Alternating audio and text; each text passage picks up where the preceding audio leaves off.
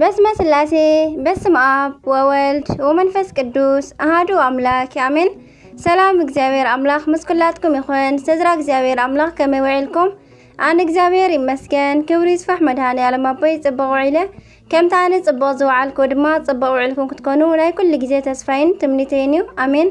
ስንክሳር ዘወራ ሕዳር ዕለት 7 ስንክሳር ዝሰምዕ ዘንብብ ፍቕር ጎይታ ኣብ ልቡ ይዕንብብ ሓለዋን ጸሎትን ናይ ቅዱሳን ድማ ይረክብ። ዝክረ ጻድቅ ለዓለም ይሄሉ ዝኽረ ናይ ጻድቅ ንዓለም ይዝነብር። ካብ ኩሉ ክፉእ ዘበለ ክድሕኑ ንቅዱሳን ተማሕፀኑ አሜን። ወላዲት አምላክ ኣደይ ልሳን አንደበት ኩነኒ አሜን። በዝሎማዓንቲ ዕለት 7 ሕዳር ዓመታዊ ክብረ በዓል ፀሓይ ዘለዳ ናይ ሃይማኖት ኮኸብ ዝኾነ ሊቀ ሰማዕታት ፍጡነ ረድኤት ቅዱስ ጊዮርጊስ ቅዳሴ ቤቱ ህንፀተ ቤቱ እዩ። በረኸቱን ረድኤቱን ምስኩላትና ይኹን አሜን። ከምኡውን ወርሓዊ መዘከርታ ናይ ጋስ ዓለም ስላሴ እዩ። ከምቲ ናብ ኣብ ቤት አብርሃም ኣቦና ኣትዮም ቤቱ ባሪኾም ንዓመታ ከምዚ ሕጂ ምስ ውላድካ ክትውዕል ኢኻ ዝበልዎ ንዓና ድማ ስደትኩም ተወዲኡ እዩ እሞ ሃገርኩም ሃይማኖትኩም ነጊሱ ፍቕርን ሰላምን ኮይኑ እዩ እሞ ናብ ሃገርኩምን ሃይማኖትኩምን ተመለሱ ዝብል ድምፂ የስምዑና። ቸርነት ምሕረት አምላኽነቶምን ሓድነቶምን ሰለስትነቶምን ናይ ጋስ ዓለም ስላሴ ምስኩላትና ይኹን አሜን። ሕዳር 7 በስመ አብ ወወልድ ወመንፈስ ቅዱስ አሐዱ አምላክ አሜን። ቅዱስ ጊዮርጊስ ልዳዊ መጽሓፍ ገድሉ ከም ዝብሎ ናይ ሰማዕታት ሓለቃኦም ከምኡውን ሞጎሶም ዓብይን ክቡርን ሰማዕት ቅዱስ ጊዮርጊስ ድሕሪ 7 ዓመታት ናይ ስቃይ ግዜ ተሰየፈ። እዚ ጥንተ ኣመጻጽኡኸ ከመይ እዩ እንተበሉ ቅዱስ ጊዮርጊስ ዝተወልደ ካብ ኣቦኡ ዘረንጦስን ኣንስጣስጦስ ወይ ከዓ ካብ ኣዲኡ ከምኡውን ካብ ኣዲኡ ቴዎብስታ ኣብ ናይ ቀደም ፋርስ ግዝኣት ፍልስጥኤም ልዳ ውሽጢ እዩ። ዝተባረኹ ወለዱ ቅዱስ ቴዎብስታን ዘረንጦስን ድማ ብጽቡቕ ምሂሮም ኣዕበይዎ። ኣቦኡ ኣዕረፈ። ቅዱስ ጊዮርጊስ 20 ዓመት ምስ መልአ ናይ ኣቦኡ ስልጣን ንክሕዝ ክኸይድ ከሎ ናይ ቤይሩት ናይ ሕጂ ቤይሩት ወይ ከዓ ሊባኖስ ህዝቢ ድራጎን ከምልኹ ረኸቦም። ንሱ ግን ኣብቲ ከተማ ዝነብር ህዝቢ ምሂሩ ኣእሚኑ ነቲ ደራጎን ብፈጣሪኡ ሓይሊ ቀቲሉ መንገዱ ቀጸለ። ቅዱስ ጊዮርጊስ ናብ ድድያኖስ 70 ነገስታትን ምስ በጽሐ ክርስቶስ ተኻሒዱ ንጣዖት ይስገድ ጸንሖሞ። በዚ ሰዓት ድንግል እመቤትና ቅድስት ድንግል ማርያም ናብ ቅዱስ ጊዮርጊስ መጺኣ መከርኡን ክብሩን ነገረቶሞ።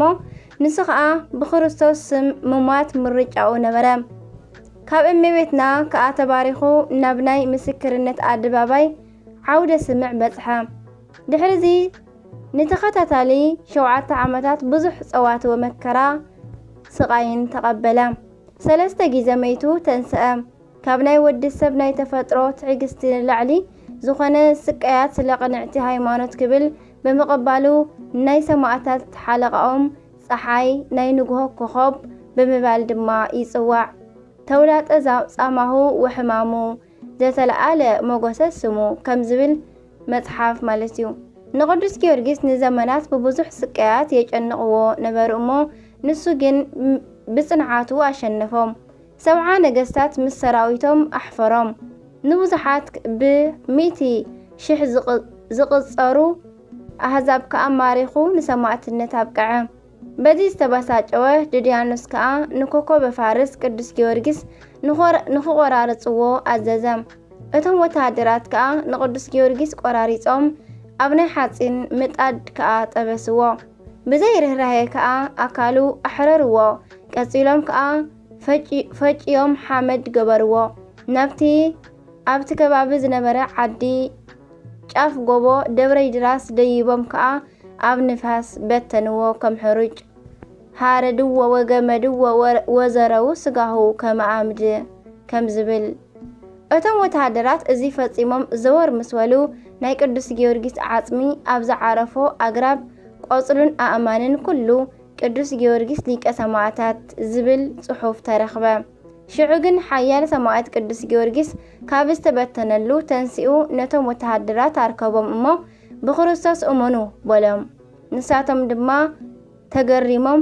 ተገረሙ እሞ ኣሚኖም ናብ ህይወት መርሖም። እቶም ሰብዓ ነገስታት ግን ሓፈሩ።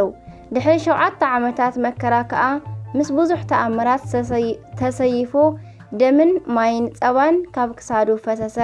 7 ኣኽሊላት ከዓ ተቐበለ። በረኸቱ ይሕደረና። ብ309 ኣከባቢ በዛ ዕለት ሰማዕት ምስ ኮነ ድሕሪ ቁሩብ ዓመታት ድማ ኣብ ሃገሩ ደብሪ ሃኒጾም ዓጽሙ ኣፍሊሶም ቀደስዎ። ቅዱስ ሰማዕት ቅድሚ ሰማዕትነቱ እንተኾነ ድሕሪኡ ተኣምረኛ እዩ።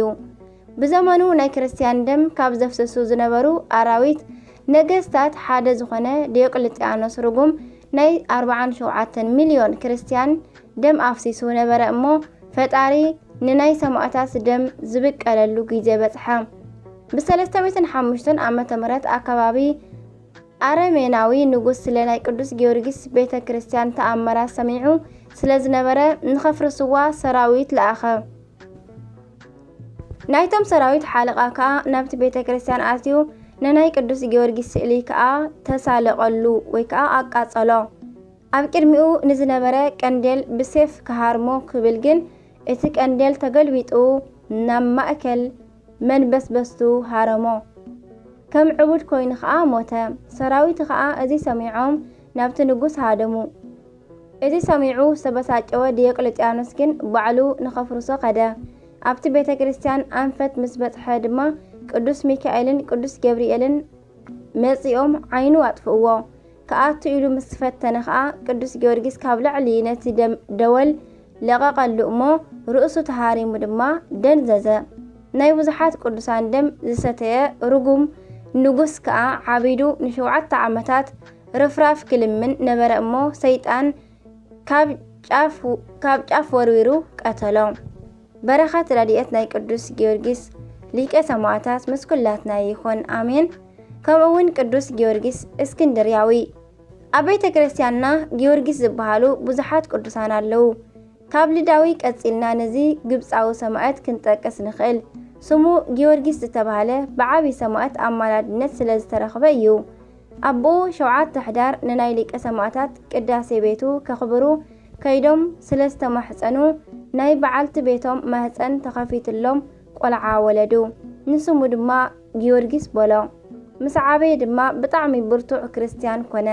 ናይ ቅዱስ ጊዮርጊስ ግብፃዊ ብርቱዑ እንታይ እዩ እንተበልና ንጹህ ኣምልኾቱ፣ ጾሙን ጸሎቱን ጽቡቕ ምጽዋቱ እዩ። ስም ይመርሕ ሃበ ገብር፣ ስም ናብ ተግባር ይመርሕ ከም ዝብሉ ኣበው ናይዚ ሰማዕት ስሙ ሒዙ ንሱ ድማ እዚ ዕድል ገጠሞ። ብኣጋጣሚ ወለዱ ምስ ሞቱ ዝነበረ ምስቲ ናይቲ ከተማ መኮንን ቤት እዩ። ሰበይቲ እቲ መኮንን ድማ ሓፍቱ እያ። እቲ ሽግር ግን መኮንን ኣርማንዮስ ኣምላኺ ጣዖት ኣብ ልዕሊኡ ድማ ጨካን ምዃኑ እዩ። ሓደ መዓልቲ ቅዱስ ጊዮርጊስ ግብፃዊ ንጓልቲ መኮንን ናብ በረኻ ወሲዱ ዝማሬ ናይ ደብረ ቁስቋም መነኮሳት ኣስመዓ። ክርስትና ድማ መሃራ። ነዚ ሰምዐ መኮንን ግን ብሕርቃን ንቅዱስ ጊዮርጊስን ንጓሉን ኣብ ኣደባባይ ኣሰየፎም። ናይ ክብሪ ኣኽሊል ድማ ተጎናጸፉ። በረኸቶም ይሕደረና ኣሜን። ቅዱሳን ዘኖቢስን ዘኖብያን። እዞም ቅዱሳን ኣደን ወድን እዮም።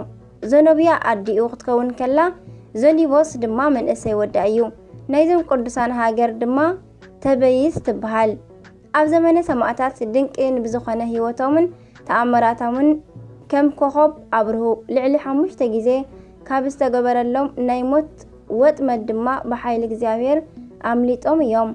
ንክርስትና ኣይንክሕድን ካብ ፍቕሪ ክርስቶስ ድማ ኣይንፍለን በማለቶም ንልብሶም ገፊፎም ኣብ ኣየር ሰቒሎም ደሞም ክሳብ ዝንጽፍጸፍ ድገረፍዎም እሞ ብሓይሊ ክርስቶስ ተረፉ። ንናይ ዕንፀይቲ መስቀል ኣስሪሖም ኣብ ኣደባባይ ሸንኪሮም ሰቐልዎም እሞ ካብዚ እውን ደሓኑ።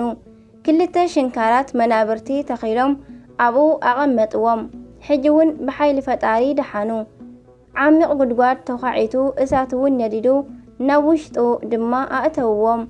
ቅዱስ መልአክ ግን ወሪዱ ኣጥፍኣሎም። ሓደ ግዜ ድማ ኣብ ሓደ ገዛ እሳት አንዲዶም ኣብ ውሽጢ ኣእትዮም ዓፀውዎም። እግዚአብሔር ግን ካብዚ እውን ኣድሓኖም። ስለ ክብሮም ድማ ቅዱስ መልአክ ወሪዱ ንዕኦም ኣኽቢሩ ነቲ መኮንን ንዝፋኑ ኣሸኪሙ ኣብ ኣደባባይ ኣዞሮ። ሓደ ግዜ እውን እጋን ኣሸኪሙ ደድሕሪኦም ኣኸተሎም። ብከምዚ ኣደነቕቲ ተኣምራት ድማ እቶም ህዝቢ እናኣመነ ብሰማዕትነት ሞቱ። ኣብ መጨረሽታ በዛ መዓልቲ ዘኖብያን ዘኖቢስን ክስየፉ ከለዉ መብረቕ ወሪዱ ን54 ኣህዛብ ቀተለ። በዚ ድማ እቲ መኮንን ተገሪሙ ብክርስቶስ ኣመነ። በረኸቶም ናይ ኣደን ጓልን ናይ ኣደን ወድን ምስኩላትና ይኹን ኣሜን። ኣባ ሚናስ ዘተመይ ናይዚ ቅዱስ ኣቦ ጣዕሚ ህይወት ድማ ድንቅ እዩ። ክርስቲያን ወለዱ ብስርዓት ይዕብዮም ብተኽሊል ኣመርዓውዎ። ናብ ሰበይቱ ኣትዩ ድማ ሓፍተይ እዚ ዓለም ሓላፊ እዩ እሞ ብድንግልናና ዘይንነብር በላ። ንሳ ድማ ብደስታ እናተሓጎሰት እሺ በለቶ። ንበርካታ ዓመታት ድማ ኣብ መዓልቲ ስራሖም እንዳሰርሑ ጋሻ እንዳተቐበሉ ይውዕሉ። ለይቲ ድማ መዓንጦኦም ተዓጢቖም ክሰግዱን ክጽልዩን ይሓድሩ።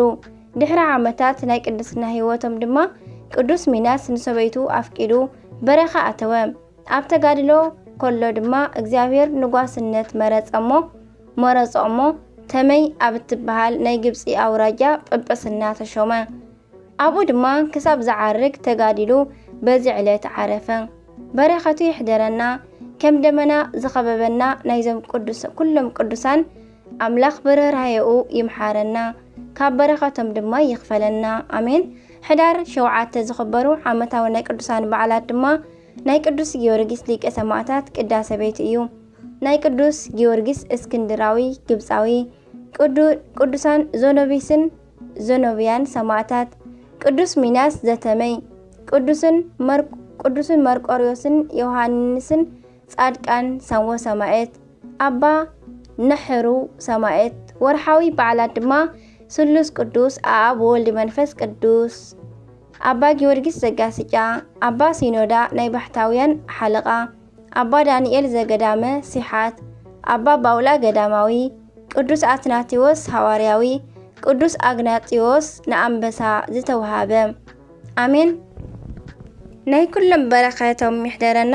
ቸርነትን ምሕረትን ኣምላኽነትን ሰለስትነትን ሓድነትን ናይ ጋእስቲ ዓለም ስላሴ ድማ መስኩላትና ይውዓል። ካብ ፍቕሪ ቅዱሳን ድማ ኣይፍለይና ኣሜን። ዝወደቐ ዝነጠበ ኩሉ ካባና ወባ ብኣፈይ ቅዱሳን ትጓን መላእክት ይተኣረመለይ ኣሜን። አቡነ ዘበሰማያት ይትቀደስ ስምከ ትምጻእ መንግሥትከ ወይኩን ፈቃድከ በከመ በሰማይ ከማሁ በምድር ሲሳየነ ዘለለዕለትና ሀበኒ ዮም ህድግ ለና አበሳነ ወጀጋየነ ከመ ንሕነኒ ንህድግ ለዘአበሰለነ ኢታብአነ እግዚኦ ስሙንሱት አላትነነ ወባልሃነን ኩሉ እኩስ መዚአከ የእቲ መንግሥት ኃይሎ ስብሐት ለዓለሙ ዓለም አሜን። በሰላም ቅዱስ ገብርኤል መልአክ እግዝእትየ ማርያም ሰላም ለኪ ድንግል በህሊናኪ ወድንግል በስጋኪ እመ እግዚአብሔር ጸባኦት ሰላም ለኪ ብሩክቲ አንቲ እማንስት ወብሩክ ፍሬ ከርስኪ ተፈሥሒ ፍሥሕት ማርያም ለተጸጋ ምልዕተ ውዳሴ መልእተ ሞገስ እግዚአብሔር ምስለኪ ሰአሊ ወጸሊሃ ፍቅር ወልድኪ ኢየሱስ ክርስቶስ ከመ ይስረለነ ኃጣውኢነ ተማኅፀነመኪ ተማኅፀነመ ክዳንኪ አሜን። ወስብሐት ለእግዚአብሔር ወለወላዲቱ ድንግል ወለመስቀሉ ክቡር አሜን አሜን። ለይኩን